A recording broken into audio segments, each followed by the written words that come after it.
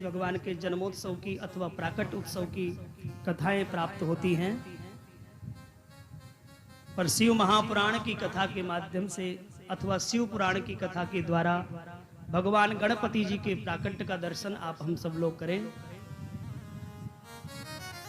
गणेश भगवान मां पार्वती के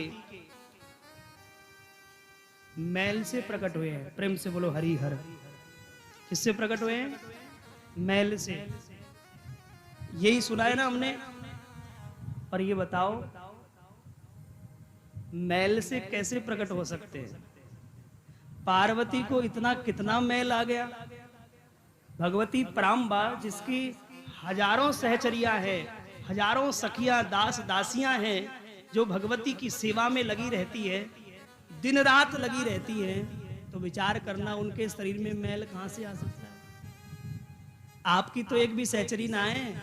आप तो स्वयं अपने हाथ से स्नान करते हो, अपने हाथ से सारा सब कुछ करते हो। तो बताओ क्या आपको ऐसे इतना मैल निकलता होगा? क्या नहीं निकलता ना? तो पार्वती जी को कैसे मैल निकला? तो कथा ऐसी आती है कि मैल, ये मैल जो शब्द है ये ठीक नहीं है। अब पढ़ा है सबने, लेकिन समझना, कहते शास्त्रों की भाषा बड़ी विचित्र है। शास्त्रों की भाषा तो एक हंस की भाषा है, और हंस की भाषा हंस ही समझ सकता है, कोई और नहीं समझ सकता। ध्यान दीजिए, पार्वती जी के मैल से गणेश जी प्रकट नहीं हुए, पार्वती जी के मैर से गणेश जी प्रकट हुए हैं। और मैर, मैर माने उबटन। प्रेम से बोलो हरि हर। उबटन जानते हो? हाँ, उबटन से मैर। अब ये जो तोतले आदमी है ना, वो मैर शब्द को शुद्ध नहीं बोलते हैं। जो तोतले व्यक्ति होते हैं वो मैर को मेल बोलते हैं, रकार को लकार में बदल देते हैं। जो कोई तोतला होगा बोले मेले मेले गुलू जी आए। प्रेम से बोलो हरि हर। मेले साथ चलोगे खाटू श्याम जी की यात्रा में? प्रेम से बोलो हरि हर। मेले तो मेर, मेर शब्द का शुद्ध अर्थ है उबटन, पर उसी मेर को लोगों ने मेल बना दिया। तो देखिए, पूर्व काल में जितनी भी माताएं बहनें थी, यहां बैठी हुई हैं कुछ माताएं बहनें 80 पार की। पहले के समय में जो माताएं स्नान करती थी तो उबटन लगाती थी। उबटन, जिसको हमारी भाषा में हम मुल्तानी मिट्टी बोलते हैं। प्रेम से बोलो हरि हर। मुल्तानी मिट्टी से स्नान करती थी। तो भगवती पराम्बा भी अपने उबटन से स्नान करती हैं। सखियां स्नान कराती हैं उबटन के द्वारा। तो वही उबटन जब शरीर से छूटता है तो उसी उबटन से भगवती पराम्बा एक सुंदर पुत्र के आकार में मैर को बदल देती है। ऐसी कथा मिलती है। एक बार भगवती पराम्बा स्नान कर रही थी और सहचरिया भगवती पराम्बा को स्नान कराती हुई जैसे ही सराहना करने लगी। भगवती पराम्बा स्नान कर रही हैं, सहचरिया अपने भाग्य की सराहना करते हुए भगवती पराम्बा को स्नान मल मल के करवा रही हैं। इतने में भूत भावन भगवान भोलेनाथ टपक गए, और जैसे ही भूत भावन भगवान, सहचरियां लज्जित हो गईं, और सहचरियां लज्जित होकर के अपनी गईं। आपको सच कहें, भगवती पराम्बा को अच्छा नहीं लगा। सखियों ने भूत भावन के जाने के बाद भगवती पराम्बा को कहा, मां, भगवान शिव के तो असंख्य गण हैं, भगवान शिव के तो असंख्य दूत है, पर एक प्राइवेट दूत आपका भी होना चाहिए। हाँ, भूत भावन ये भी नहीं देखते कि भगवती स्नान कर रही हैं, देखो जब मन किया तब बाबा प्रवेश कर जाते हैं, उनको कोई रोक टोक नहीं। तो कम से कम एक दूत तो आपका भी ऐसा होना चाहिए, एक द्वारपाल तो आपका भी होना चाहिए, जो समय का भान रखते हुए और बिना आज्ञा अंदर प्रवेश नहीं होने दे। भगवती ने कहा, तुम कह तो सही रही हो।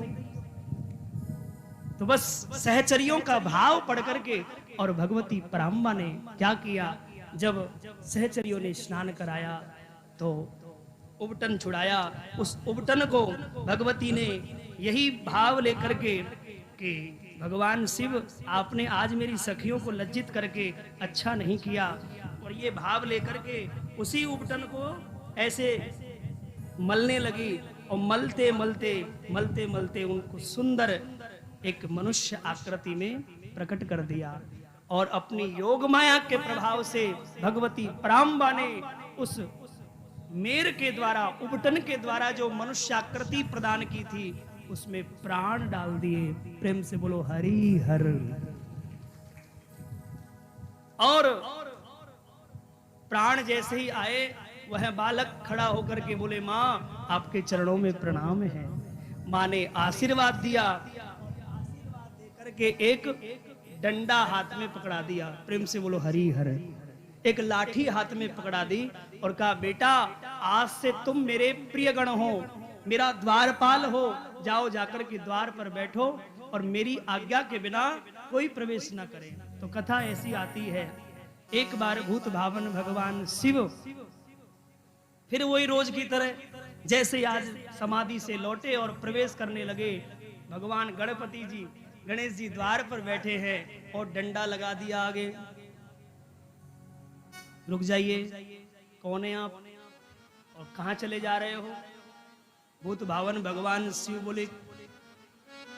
बोले अरे मेरा घर है भैया, और मेरे घर में घुसने से तुम मुझे रोक रहे हो, हटो। गणेश जी बोले क्षमा करना, ये घर आपका हो सकता है पर ये द्वार मेरा है, इस द्वार का द्वारपाल मैं हूं। और भगवती पराम्बा का आदेश है जब तक मेरी आज्ञा ना हो जाए तब तक इस द्वार से कोई प्रवेश ना कर पाए। भगवान शिव ने कहा तुम कौन हो? बोले मैं भगवती का पुत्र हूं। शिव ने कहा भगवती पराम्बा का पुत्र? अरे तो भगवती पराम्बा का पुत्र हो तो पिता मैं ही तो हूं तुम्हारा। अरे मैं तुम्हारा पिता हूं, मैं उसी भगवती का पति हूं। गणपति जी ने कहा आप जो भी हैं बिना आज्ञा प्रवेश नहीं कर सकते, रुक जाइए। अभी भगवान शिव ने देखा ये बड़ा विचित्र बालक है, आज तक मुझे इस दुनिया में कोई रोकने वाला नहीं मिला और ये कैसा अद्भुत बालक मुझे कह रहा है कि रुक जाओ। भगवान शिव ने सोचा बालक से बहस करने में कोई फायदा नहीं है, अपने गणों को भेजना चाहिए और अपने श्रृंगी भृंगी को कहा जाकर के इसको कहो ये साइड हो जाए। भूत भावन तो बगल में हो गए, अब बाकी जितने भी गण थे वो आकर के बोला बालक साइड में हो जाओ भैया, काहे को पंगा ले रहे हो? आप कौन? बोले हम भगवान सदा शिव के गण हैं और यहाँ जो भी होता है कैलाश में हमारे द्वारा ही होता है, इसलिए आप बगल में हो जाओ। कहां से आए हो, कौन हो? गणेश जी ने कहा ऐसे तो नहीं हटूंगा। बार बार जो है ना गणों ने बहुत उस बालक को प्रताड़ित किया, लेकिन भगवान गणपति जी बैठे रहे और अंत में कथा ऐसी आती है कि महाराज घमासान युद्ध छिड़ गया। भगवान शिव के गणों के साथ गजानंद गणपति जी का झगड़ा होने लगा। झगड़े में भी रगड़ा हो गया और रगड़ा भी तगड़ा हो गया। प्रेम से बोलो हरि हर। कथा ऐसी आती है, अंत में भगवान शिव को क्रोध आ गया और भगवान शिव ने अपने त्रिशूल से गणपति जी का सिर धड़ से अलग कर दिया। अब अलग अलग कल्पों की कथा है। किसी कल्प कथा में शनि की दृष्टि से गणपति जी का शीश धड़ से अलग हुआ। यहाँ शिव महापुराण की कथा के माध्यम से शिव जी के त्रिशूल से गणपति जी का सिर धड़ से अलग हुआ है। ये समाचार जैसे ही भगवती पराम्बा ने अपनी सहचरियों के द्वारा सुना, क्रोध, क्या बात है, कौन है ये, मुझे तो बताओ। तब तो महाराज भगवती पराम्बा क्रोध में भरी हुई कहने लगी ये मेरा दूत है, ये मेरा पुत्र है, अब तो मेरा क्रोध एक ही शर्त पर शांत हो सकता है, मेरा ये पुत्र पुनः जीवित हो और जीवित भी हो और समस्त देवताओं में प्रथम पूज्य भी हो। भगवती पराम्बा ने जब ऐसी प्रार्थना की सदाशिव से, तब भगवान सदाशिव कहते एवं मस्तु, अपने गणों को कहा जाओ जाकर के देखो, जो माँ अपने बच्चे से पीट करके सो रही हो, उस बच्चे का शीश धड़ से अलग करके ले आओ। उत्तर दिशा की ओर गण पहुंचे, ऐसी कोई मां नहीं मिली जो अपने बच्चे को पीट कर सो रही हो, पर एक हथनी अपने बालक को पीट करके सो रही थी, उसी का सिर धड़ से अलग किया और भगवान गणपति जी के धड़ से लगा दिया। बोलो गजानंद भगवान की जय। गजानन, गज का आनंद, जैसे ही गणपति जी के धड़ से लगा, नाम हो गया गजानन। उसके तदुपरांत भगवान शिव ने उस बालक को सिर पर हाथ रख करके हृदय से लगाया और उसे आशीर्वाद दिया, हे बेटा गणेश, आज से तू मेरे गणों में प्रथम गण होगे, सभी गणों के तुम ईश होंगे, इसलिए नाम तुम्हारा गणेश भी होगा। सभी गणों का जो ईश मतलब जो स्वामी होगा वो गणेश होगा। और बेटा मेरे आशीर्वाद से आज के बाद मेरी पूजा से पूर्व तुम्हारी पूजा होगी, ऐसा आशीर्वाद दिया।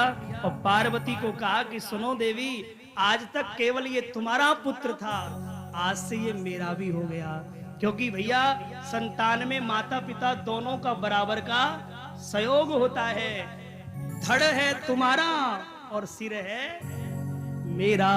प्रेम से बोलो हरि हर।